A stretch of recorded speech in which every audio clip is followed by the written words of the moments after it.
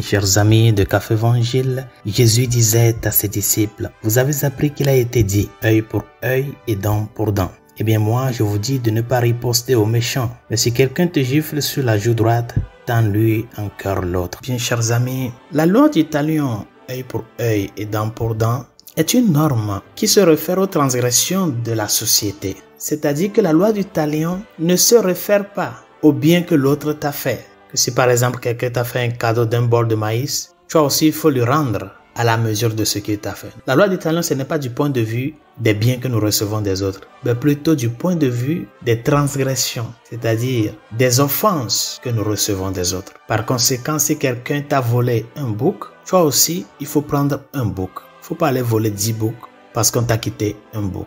Cette loi, en son temps, a permis à établir un certain équilibre de vie sociale. En son temps, je dis. Mais nous ne pouvons pas comprendre le message que le Seigneur nous apporte avec son nouvel enseignement. Eh bien, moi, je vous dis de ne pas riposter aux méchants. Nous ne pouvons pas comprendre cet enseignement si nous n'avons pas la conviction totale de que celui qui est en train de nous parler est Dieu. Si nous perdons de vue la divinité du Christ, chers amis, ces paroles du Seigneur, ce nouvel enseignement peut être critiqué par tant de gens aujourd'hui. Qui est celui qui te parle en te disant « Ne cherche pas à satisfaire ta vengeance en allant voler parce qu'on t'a volé ».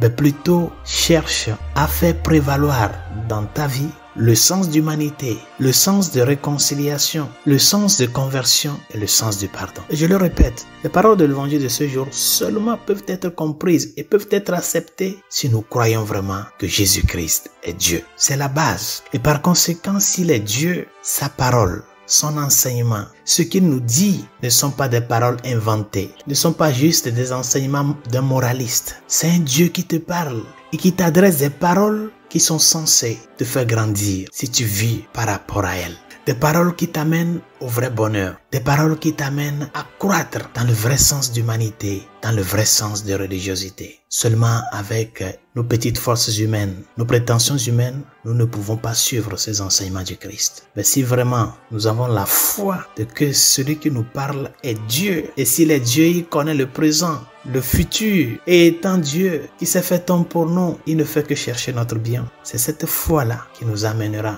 à dire Seigneur, cet enseignement me dépasse mon entendement, parce qu'ils sont pleins, ces personnes-là, qui le sachant bien, m'ont fait du mal.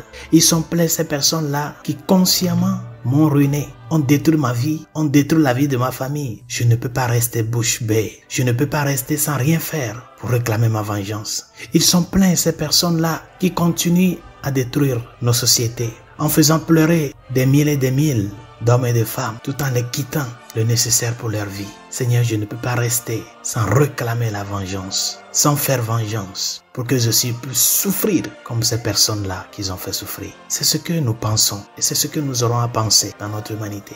Mais Seigneur, je te demande la force de que toi qui sur la croix as pu pardonner tous ceux qui t'ont condamné, toi qui sur la croix as pu permettre au bon larron qui a ouvert son cœur à la grâce du pardon et de la réconciliation, viens en aide à tout un chacun de nous, à ceux qui souffrent des injustices, à ces personnes qui sont derrière les barreaux injustement parce que quelqu'un les a condamnés innocemment, à ces hommes et femmes qui dans nos pays, dans tant de lieux sur la terre, souffrent à cause des injustices des pouvoirs de ce monde, afin que ton sang que tu as versé sur la croix puisse guérir ces plaies ouvertes dans nos cœurs, ces plaies de vengeance, et à toutes ces personnes-là qui sont prêts à faire du mal à d'autres, à détruire les innocents, à faire pleurer tant de familles, tant de peuples en les mettant sous le joug de la pauvreté, de parvenir à la vraie conversion, afin que nous puissions vraiment construire une société plus juste, plus humaine, plus compassive et plus vraie. Nos cœurs saignent, beaucoup de cœurs dans notre monde saignent pour les injustices